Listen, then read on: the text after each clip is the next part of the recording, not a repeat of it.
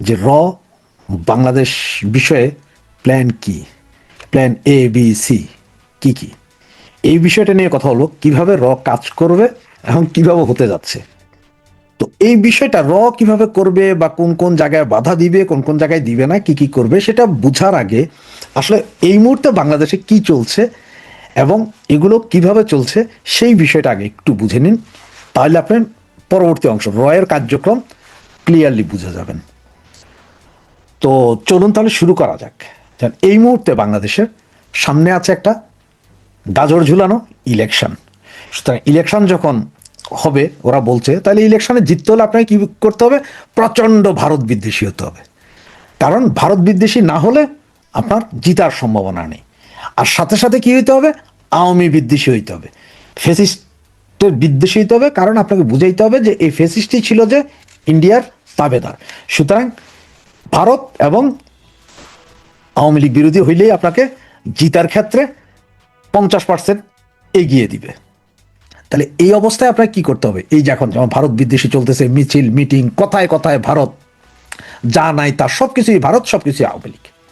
এইটা হচ্ছে যে একটা প্ল্যান। আর এই প্ল্যানটার পেছনে কাজ করতেছে কারা? পাকিস্তানের আইএসই এটারে দিচ্ছে, যেহেতু বাঙালি, আমাদের বাংলাদেশের অনেক লোকই বুঝে হোক না বুঝে হোক ভারত বিদ্বেষী, তাদের এই সেন্টিমেন্টটাকে কাজে লাগানোর জন্য এই কাজটা করাই যাচ্ছে। এরপর আছে চায়না। চায়না এখানে কিছু পয়সা ডালছে, যে চায়না এখানে চাইতেছে এই ভারত বিদ্বেষী গ্রুপটাকে চায়না পয়সা করে দিয়ে তোমরা এগুলো চালায়া যাও, তাহলে ভারত একটা প্রেসারে থাকবে। আর এই ফাঁকে চায়না ভারতের বর্ডারের আশপাশে যেখানে যেখানে পারা যায় সেখানে সেখানে তার মানে বিল্ডিং, বিমানবন্দর, অমুক তমুক তুলবে, রাডার স্টেশন এই সেই তুলবে, যেটা বোঝানো হচ্ছে না না এটা বাংলাদেশ করতে যাওয়ার মূলত ইনভেস্ট চায়না, যে চায়নাই ওখানে থাকবে। আর থার্ড থিং যেটা, সেটা ওই যে আগেই বলছি যে পাকিস্তান কি চায়? পাকিস্তান হচ্ছে যে ভারতকে ব্যতিব্যস্ত রাখো। কারণ 4700 কিলোমিটার, এটা কিন্তু কম বড় না, বিশাল বর্ডার। এই বর্ডারে ভারতকে ব্যতিব্যস্ত রাখো, তাহলে ভারত এখানে সৈন্য সমাবেশ ঘটাবে। সৈন্য সমাবেশ ঘটালে সে অন্যান্য জায়গা থেকে সৈন্য এনে হইলেও এই দিকে দিতে হবে।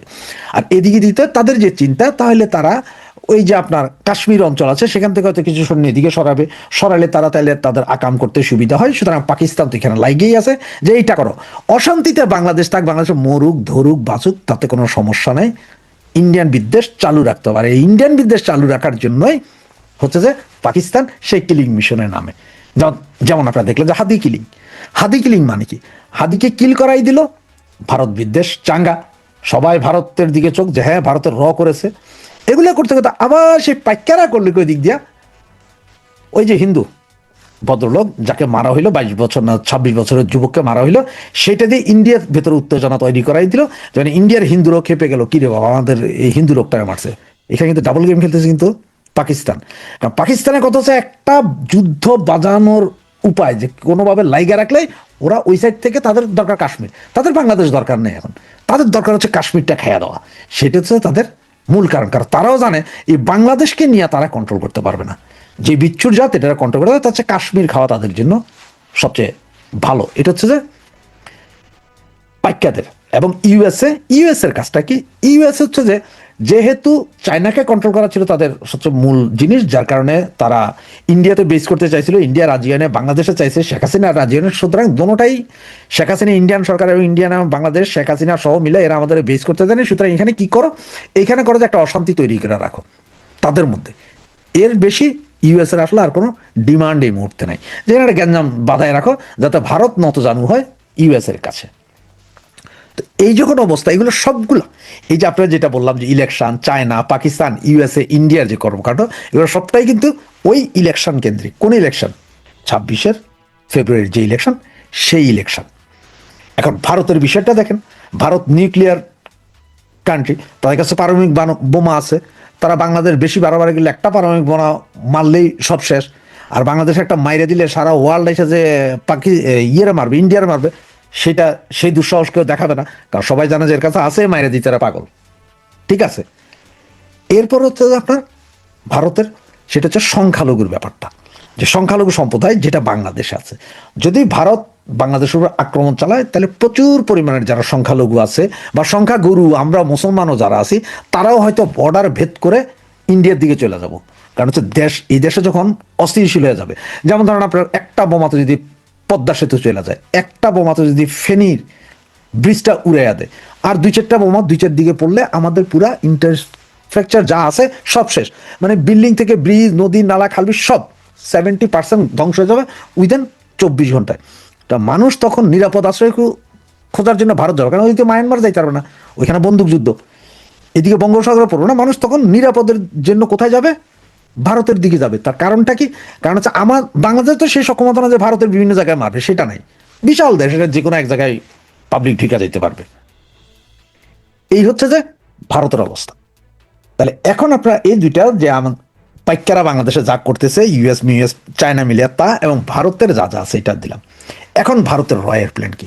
ভারতের রয়ের যে প্ল্যান, সেই প্ল্যানটা সম্ভবত এরকম যে চায়নাতে কিছু ক্যাম্প আছে, ট্রেনিং ক্যাম্প, যারাই চায়নার সরকারের বিরুদ্ধে বলে তাদের ধরে নিয়ে যায় আপনার ইয়েতে, ওই ক্যাম্পে নিয়ে যায়, 6 মাস পরে 2 মাস পরে বাইরে সবাই কয় যে চাইনিজ গভর্নমেন্ট এ তো খোদা কেমন। তো এইরকম একটা ক্যাম্প করার যদি চেষ্টা করে ভারত, তাহলে ইউএন ধরে বলবে, এই জন্য ওরা এই দিকে যাবে না। ওরা কিন্তু সারা বর্ডারে এখন সৈন্য দিয়ে রাখছে, বিশাল দেশ, প্রচুর সৈন্য আছে, তারা দিয়ে রাখছে। এখন তারা এই সৈন্য দিয়ে রেখে তারা দুইটা কাজ, একটা হচ্ছে যে সৈন্য আছে তাদের একটা প্রেশার, তাহলে এর যেহেতু এখানে সৈন্য আছে, বাংলাদেশকে বিভিন্ন অঞ্চল থেকে সৈন্য নিয়ে বর্ডারে দিতে হবে, কোনো উপায় নেই। তো বাংলাদেশের কাছে যে সৈন্য আছে, এই সৈন্য দিয়া 4500 কিলোমিটার বর্ডার ওনারা পারবেন না। এখানে নদী আছে, পাহাড় আছে, বন আছে, সুন্দরবন আছে, এগুলো কি করবেন? ভারত এখন চোরাচালান 90% স্টপ করে দিবে, 10% খোলা রাখবে। 10% খোলা রাখবে কোনগুলো? মাদক চোরাচালান যেগুলো হয় ভারত থেকে, যেসব মাদক বাংলাদেশে, ওইটা ফ্রি ওপেন করে দিবে র।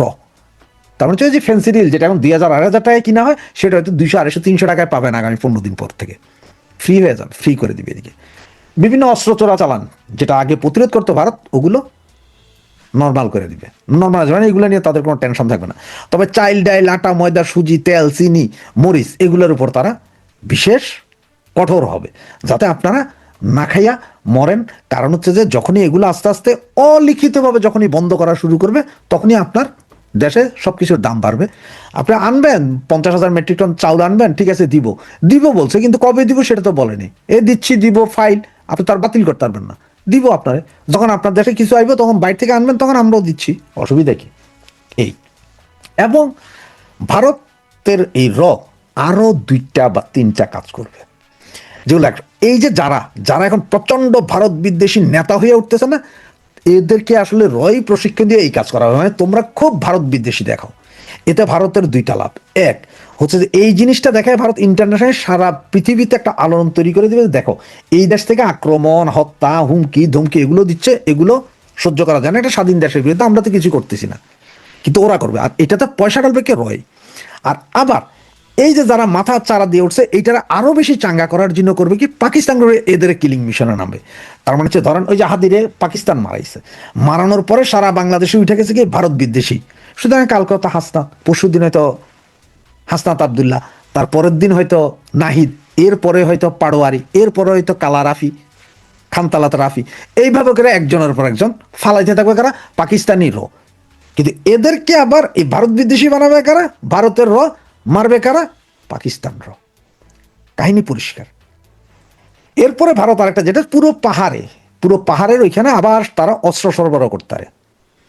এবং এই যে আপনার রোহিঙ্গা ক্যাম্প আছে না, যেখানে 13 লক্ষ রোহিঙ্গা আছে, আপনাদের ভাই, মুসলিম ভাই, যাদেরকে আইনা গত 24 জুলাই আগস্টে আন্দোলন করাইছিলেন, তাদের ভিতরে অস্ত্র প্রশিক্ষণ থেকে শুরু করে সব করতে পারে মায়ানমারের ভেতর দিয়া। কারণ মায়ানমারের তো বিশাল একটা অংশে ভারত আছে এখন, সেখান দিয়া এবার তাদেরকে দিয়ে হয়তো চিটাং শহরটারে অস্থিতিশীল করে ফেলবে। পুরো এদিকে চট্টগ্রাম শহর, ওইদিকে আপনার পার্বত্য চট্টগ্রাম পাহাড়ে দিয়া আপনি করবেনটা কি? আপনার অবস্থা তো ডাইল খিচুড়ি। কারণ হচ্ছে আপনি 7 সিস্টার ভাঙতে যাবেন, এখন ভারত তো 7 সিস্টার না, এটা আপনার বলা উচিত 10 সিস্টার। কারণ হচ্ছে 7 সিস্টারের সাথে আছে চট্টগ্রাম, সাথে আছে রংপুর, সাথে আছে দিনাজপুর, এগুলো সব 10 সিস্টার, এগুলো সবই ভারতের বৃহত্তম ভারতের অংশ। তারা এখন বলা শুরু করছে। আজকে আপনার একটা জিনিস খেয়াল করছেন কিনা জানি না, ভারতের কারণে আজকে নেপালে আমাদের জাতীয় পতাকাতে আগুন লাগানো হয়েছে, কারণ হিন্দু মারা গেছে।